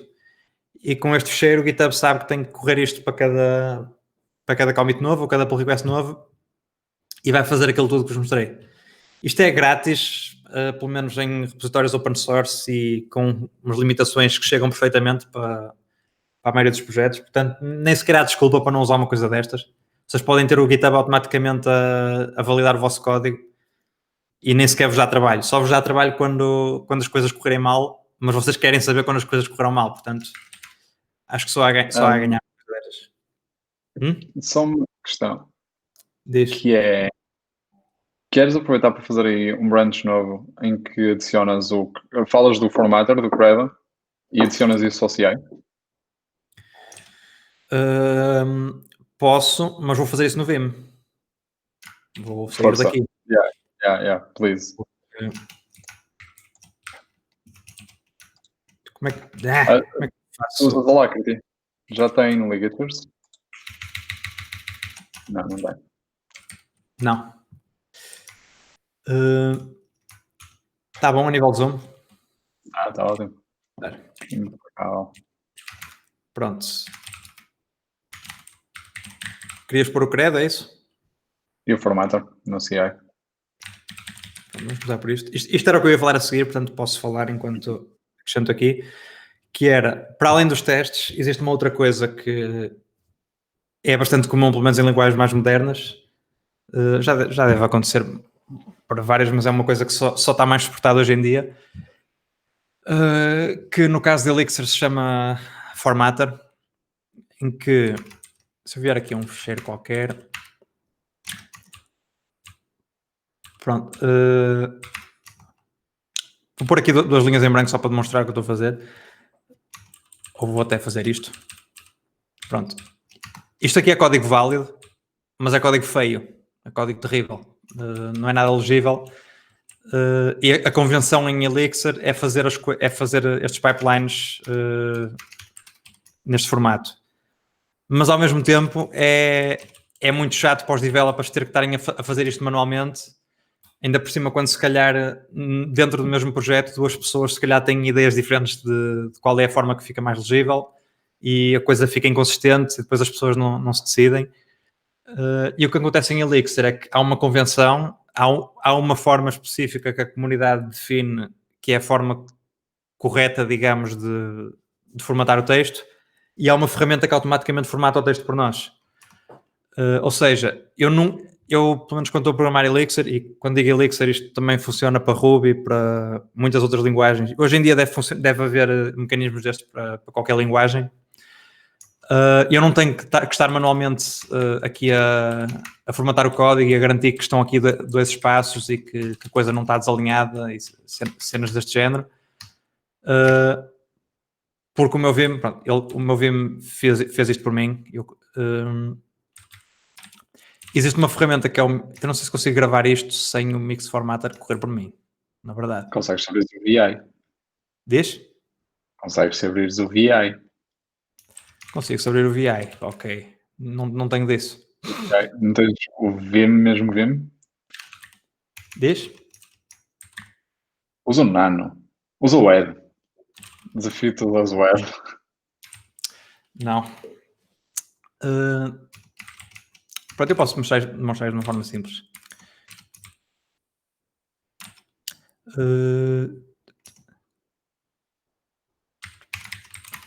Pronto, se eu vier aqui este sharelib, este dictator.tx, como é que eu posso demonstrar isto? Não tens o Nano, qualquer coisa. Isso é Unix, não é? Estás em... Posso ir ao code. O code não tem formatter automaticamente a correr. Posso mudar aqui coisas. Pronto. Vamos imaginar que o meu colega, com menos escreveu este código feio, pôs aqui tudo numa linha, porque ele não sabe programar direito. Eu faço isso all the time. Eu meto várias coisas numa só linha. Pronto. O que vai acontecer é que nós, além dos testes de dictator, existe uma outra coisa chamada Mix Formatter, que vai verificar a formatação do código. E neste caso, ele vai correr e vai detectar, olha, este fecheiro não está bem formatado, fizeste asneira. Neste caso, a asneira, ele não mostra detalhes, mas a asneira é precisamente que aquela linha está bem complicada e não cumpre as regras que o formatter define. Mas eu também não tenho que ir lá manualmente corrigi-la. Eu posso fazer mix format sem o check. E agora, se eu for ao fecheiro, ele já está... No código. Pronto, era esta linha aqui, se não me engano. Ele já corrigiu a linha por mim. E isso é exatamente o que está acontecendo no meu editor, que basicamente está a correr este comando manualmente sempre que eu gravo um fecheiro, em que se eu fizer aqui coisas e se eu agora gravar o fecheiro, ele, pronto, demora um bocadinho, mas podem ver que ele automaticamente ele apaga linhas em branco, apaga espaços desnecessários. Ou seja, eu não tenho que me preocupar nunca com qual é a formatação, só tenho que escrever código, mas sei que quando gravar o ficheiro, o Mixed Formatter vai implementar as regras todas que estão definidas e impedir que alguém, ou melhor, não vai impedir que alguém submeta código mal formatado, vai garantir que, pelo menos eu, quando estou no meu editor, o meu código sai sempre bem formatado. Isto está para configurar para todos os editores. O que eu posso fazer também é vir este ficheiro que vos mostrei antes, ao tal workflow que está a correr os testes, e dizer que além de correr os testes, quero correr este comando, mix format, check formatter, check formatted. Exatamente. E agora o que vai acontecer é que sempre que alguém, imaginem que o Mendes não tem o editor configurado para formatar automaticamente, então ele escreveu o código e esqueceu-se. Quando chegar a este passo, o código dele vai falhar. E o que eu vou fazer agora é criar um commit, adicionar o formatter, abrir um pull request com isto, ignorem os comandos que eu estou a escrever porque são alias que eu tenho. E se eu ver agora aqui é o dictator, está aqui um pull request novo, adds mix formatter. A única alteração que eu fiz foi acrescentar aquela linha à configuração das GitHub Actions. E se eu vier aqui aos checks, eles ainda estão pendentes porque ainda estão a correr. Vão correr os testes. Pronto, eles aqui é expectável que eles passem porque eu não alterei propriamente o código, só alterei aquele formatter. Ainda não está a correr, ok, já está aqui a correr o formatter porque ele está a ir buscar a configuração do próprio branch, por acaso até pensei aqui ao master. E a partir de agora, se o menos aprovar este pull request, todos os pull requests que vierem a seguir vão passar neste check e vão ser automaticamente falhados se estiverem mal formatados. Pronto, isto é só uma cena muito útil porque eu desde que isto existe para Elixir e para outras linguagens, eu hoje em dia não, eu perdia muito tempo de antes a formatar o código manualmente e é muito, para além de ser time consuming, é esforço mental que agora é completamente desnecessário. Eu só tenho que escrever código e sei que ele sai sempre direito. Pode ser uma cena fixe também para vos poupar tempo e dores de cabeça. E é opinionated, ou seja, o que o NAPS considera como código bem formatado não é necessariamente o que eu considero. Portanto, aqui há uma convenção da linguagem, da comunidade, que se juntou e decidiu é assim as regras para código bem formatado em Elixir, e agora temos um common ground em que acabam com discussões parvas em GitHub, em pull requests, a dizer não, isto é mais um espaço à frente, que é para ficar mesmo bonitinho. Sim, ou não, eu quero é 4 espaços de natação e não 2. É uma discussão que se poupa porque, pronto, a comunidade de Elixir definiu que é 2 espaços, portanto é 2 espaços e acabou a conversa. Não vale a pena estar a discutir, porque também não tenho eu que pôr os espaços à mão, o Elixir põe os espaços por mim. Eu desde que isso apareceu, eu escrevo código extremamente jabarda, eu até mete pena ver o editor de texto, mas depois gravo ele fica todo direitinho e impecável. Muito mais rápido de escrever código, muito mais agradável. Pronto. E há uma terceira coisa, que é o Credo, que é um linter. Um linter é uma espécie de, digamos que é uma test suite, mas para boas práticas do vosso código, que neste caso, eu não sei se ele está instalado ainda. Está, mas acho que o que tu queres é menos strict. Pelo menos eu faço enforced strict everywhere. Não é relevante, eu queria que ele corresse só.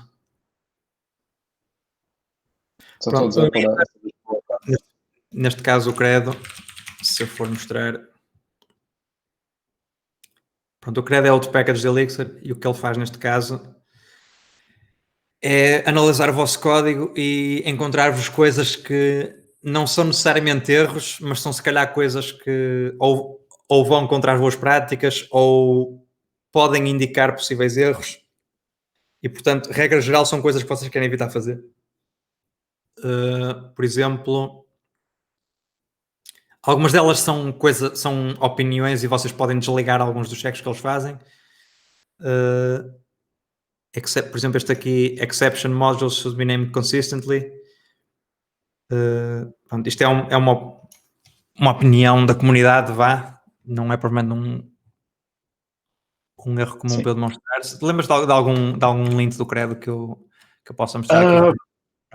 Tenta concatenar adicionar um elemento à cauda de uma lista.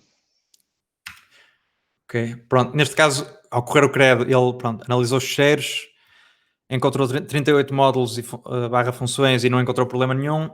Se eu fizer o que o Mendes estava a dizer... não tenho certeza assim, não, estás a dizer, por exemplo, isto? Yeah. Exatamente. Não sei se isto... Exato, ok. Pronto, isto é uma função... Isto é uma lista com 3 elementos e estou-lhe depois a concatenar uma segunda lista com mais um elemento. E o credo consegue encontrar isto e dizer que esta sintaxe não é propriamente eficiente e que se calhar há formas mais fixes de fazer isto. Isto, pronto, neste caso já é um detalhe técnico, porque isto é uma lista, estas listas no fundo são listas ligadas, como nós falámos na primeira aula, e se vocês, não sei se vocês já tiveram essa aula, mas inserir elementos no final de uma lista ligada é uma operação que custa, tem algum custo de performance e que se calhar muitas das vezes vocês podem inserir à cabeça. Por exemplo, assim, um list.insert ou uma coisa deste género. Pronto. Sim. Isto não é relevante para agora a sintaxe, é o que queria avisar-vos de uma coisa que não é necessariamente um erro, mas que podem querer ter atenção. E vocês podem simplesmente decidir, não, ok, neste caso é mesmo isto que eu quero fazer. É mesmo isto que eu quero fazer, não há outra forma. Então podem decidir desligar este erro em particular ou simplesmente desligar nesta linha em particular. Acho que podem escrever aqui um comentário que eu agora não sei de cor para dizer ignora o erro desta linha. Mas é uma forma fixe de constantemente analisarem o código e encontrarem possíveis problemas para analisarem. E novamente, é uma coisa que podem vir aqui e simplesmente adicionar aqui mix credo e tem esses checks automaticamente a acontecer em cada build. Se fores adicionar, mete menos strict. Menos strict é tipo dizer ao credo, ser um nazi e ser mesmo minucioso, qualquer coisa que seja um desvio das normas, tu avisa. Porque o CRED é dos linters, é um linter bastante inteligente no sentido, por exemplo, se ele encontrar uma coisa que não é comum, mas no projeto acontece bué de vezes, ele não vai avisar porque percebe, ok, isto é uma convenção do projeto fazer assim, então não adianta eu estar a avisar. E ele cala-se. Para evitar esses casos, mete-se a strict flag, que eu estava a dizer. Queria só também dizer que a diferença entre um formatter e um linter tem a ver com o contexto, basicamente. O formatter vai só à sintaxe, o linter vai à sintaxe e à semântica. Ele sabe o que é o significado destes casos das listas, sabe as convenções da linguagem ser acabar os erros com o nome error e não com o nome exception. Também é inteligente ao ponto de identificar código repetido. Por exemplo, se tiverem dois módulos muito parecidos que só muda dois bocadinhos, ele vai avisar, olha, isto dá para fazer refactor, então aqui dois módulos são mesmo muito parecidos, dá para os juntares num só e fazer já alguma coisa com isso. Lá está, é um tipo de análise diferente. Enquanto que um tem a ver com análise de escrita de código, formatação, o outro tem a ver com análise de semântica de código, de fazer as coisas. Pronto. Como devem ter reparado também, nós dois e a nossa empresa em geral somos bastante picuinhas com a qualidade do código que se escreve. Portanto, no fundo achamos que toda a gente devia ser, e quando vinhamos da universidade não vinhamos com essas boas práticas, mas há muito mau código a escrever-se nos tempos da universidade porque não se ensinam estas boas práticas, mas acho que hoje em dia com ferramentas tipo estas que basicamente fazem 90% do trabalho por nós, não há desculpa para deixar o código legível para o colega do lado ou para nós próprios daqui a 2 meses conseguirmos olhar para ele. Mas sim, nós somos bastante picuinhas com estas coisas. Sim, sim. Já agora o GitHub tem mecanismos para adicionar automaticamente comentário nas linhas que não estão formatadas ou que têm issues do Creda, e dependendo do plugin que o Naps tem do Vim, também avisa de erros do Creda. Não sei se tens o... Ora, Tens de gravar? Eu gravei. Ok. Mas acho que não. O L não dá, tem de ser o coque. Discordo, senhor. Acho eu. Tens de adicionar, és capaz de adicionar especificamente o linter. Não, pois eu não Só tenho. tens- Não tenho. Yeah. Tenho formata. Mas pronto, é possível por o vosso editor também a correr automaticamente o CRED e a avisar-vos destas coisas. Eu, no caso da Elixir, não tenho. Ou seja, nem há desculpa de credo, o editor não faz automaticamente, faz. Há plugins para tudo hoje em dia. Mais coisas. Questões?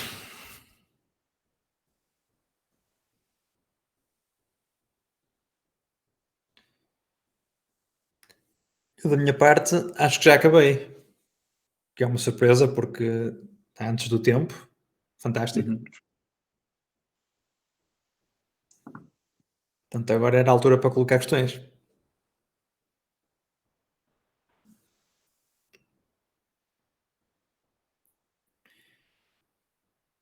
O Carlos perguntou se há algum preset no Heroku para Phoenix como há para Rails. Sim, há um guia de Phoenix. Yeah. Ok, João, o João perguntou isso. Há um guia de Phoenix, cá está ele, não é para mostrar. E tem o build pack de Elixir, build pack de Phoenix já preparadíssimos, é só seguir as instruções, ele faz o deploy. Tens de configurar um par de coisas, mas é perfeitamente tranquilo. Não é como em Ruby e Node que automaticamente fazem push para lá de um repositório e ele detecta que aquilo é Elixir. Tem só que fazer um ou dois comandos a mais, mas nada do outro mundo.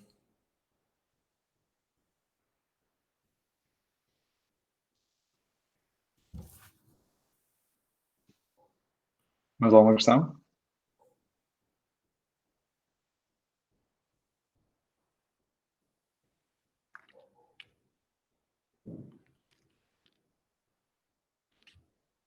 Parece que não. Ok.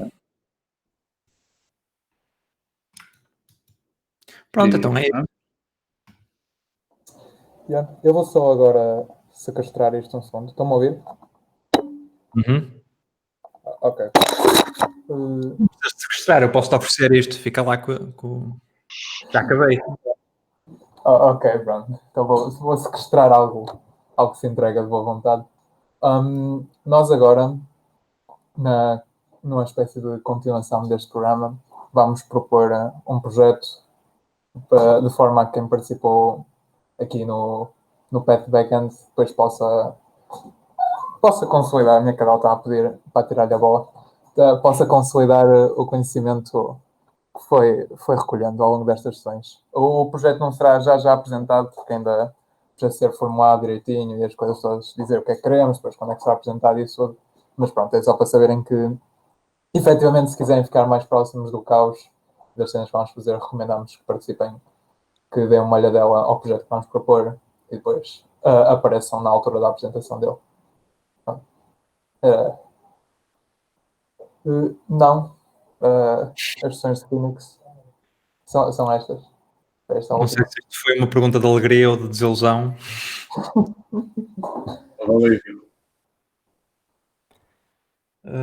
Alguma coisa a dizer? Sim, evita. Sim, não evites, não ligues ao menos tem opiniões demasiado fortes.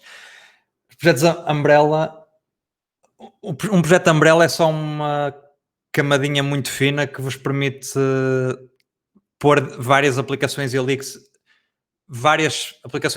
dentro da mesma pasta, que no fundo acabam por não ser várias aplicações Elixir, é só uma estrutura de pastas, basicamente. Não faz muito mais que isso. Hoje, para coisas pequenas, tipo, se pegarmos nesta coisa que estávamos a fazer aqui, deixa-me só voltar aqui à pasta. Linker. Isto é só uma aplicação Phoenix, não é Umbrella. Com bounded contexts ou mesmo sem bounded contexts, isto é pequeno o suficiente e consegue viver só aqui numa aplicação. Se for um sistema mais complexo, se calhar podem querer ter várias aplicações separadas. Isso depois também já entra depois na parte de sistemas distribuídos de Elixir, que é um tópico que não falámos aqui, mas conseguem ter uma separação lógica entre várias aplicações, quase como se fossem microserviços, mas em que é tudo dentro da mesma aplicação Elixir. E aí às vezes Umbrella Apps podem fazer sentido. Aliás, no UTrust que começámos, foi se calhar o meu projeto que fizemos, começou há 3 ou 4 anos, e ainda hoje a aplicação principal daquilo é uma Umbrella App, e isso ajudou bastante a separar algumas coisas ali sem ter que estar a fazer vários repositórios ou outro tipo de separações. Pois tem, mas não é muito mais que isso, não vos previne coisas como pelo visto algumas pessoas no interesse pensavam no início, que se eu tenho 2 apps dentro da Umbrella, não consigo dentro de uma chamar a outra. Isso não acontece, essas separações não existem.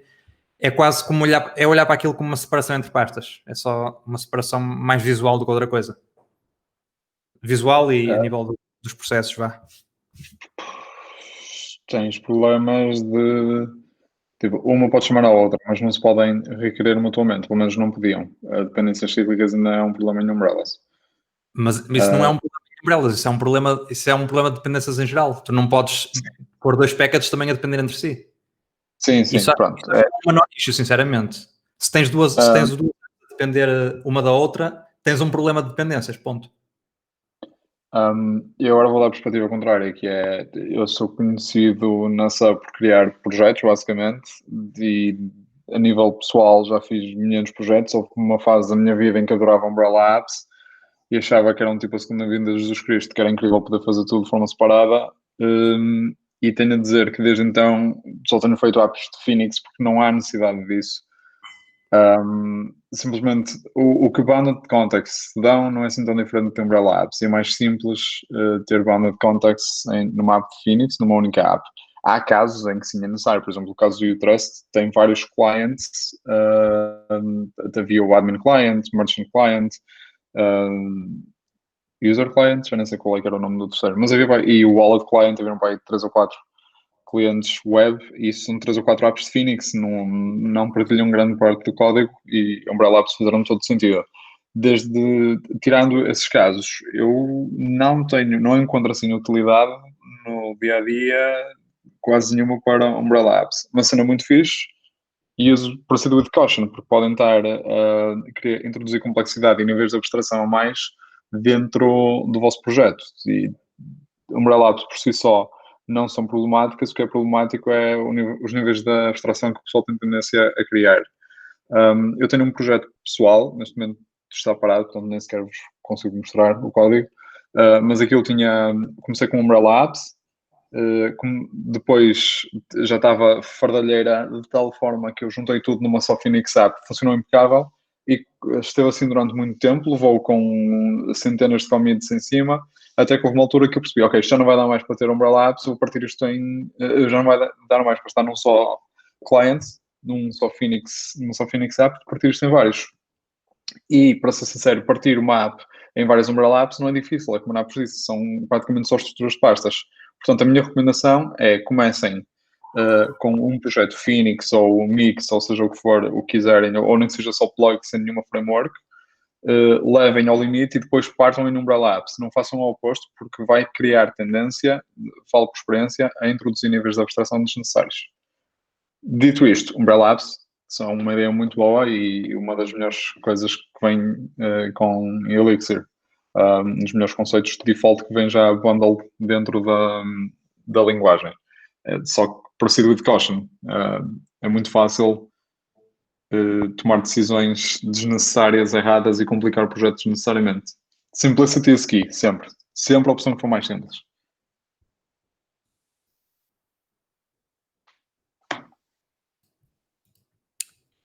Mais alguma coisa?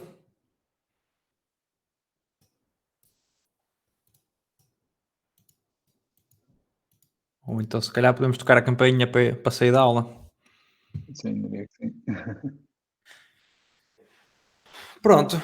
Então, foi um prazer e, não sei, podem-nos tirar mandar mail ou tweet ou o que acharem que faça sentido, se quiserem tirar dúvidas ou se tiver alguma questão, eventualmente. Sobretudo para o Mendes. Já tenho o Mendes, não a mim. Sim, o meu e-mail é miguel.visual.com. Exato. Eu vou tratar de fazer um filtro para fazer forward disso. Pronto, é isto. Espero que tenham gostado, que tenha sido útil. Exato, e eu retribuo o agradecimento para vocês. Muito obrigado por terem disponibilizado do vosso tempo para estarem aqui a ensinar das maravilhas de Phoenix e das vossas maravilhas de programação em geral. E dos nossos erros, porque o que eu retirei deste workshop é que eu já não sei programar. O que foi este workshop foi um apps a dar pregos. Como qualquer sessão live coding dá sempre, não é? Bom, obrigado pelo convite. Sim, vou abandonar. Já sabem, miguel.savejol.com. Vá, adeus.